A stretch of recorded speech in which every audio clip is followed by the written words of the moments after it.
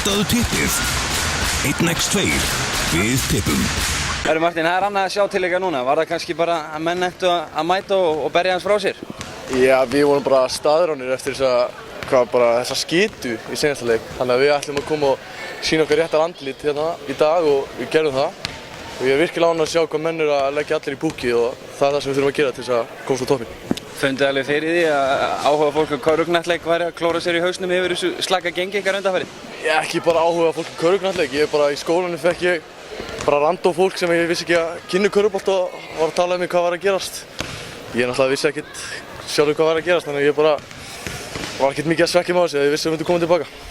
Hvað gerir þetta svona fyrir ykkur upp á framhaldi? Eitthvað sjálfstraustið og þá væntanlega farið að nálgast ykkar rétta form? Já, ég meina við vitum allir hvað við getum og við erum með mörg vopn í liðinu. Við þurfum bara að kunna nota þau og það gerist hérna í dag og þá tökum við liðið svo Snæfell með 20 stigum enn í dag.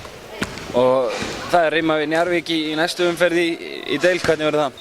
Já, við þurfum að ríða okkur upp í deildinni líka og við þurfum að taka þann leik, annars er komið í ansi vonda stöðu. Þannig að við þurfum bara að mæta 100% í þann leik og klára það. Takk fyrir Martin. Takk fyrir.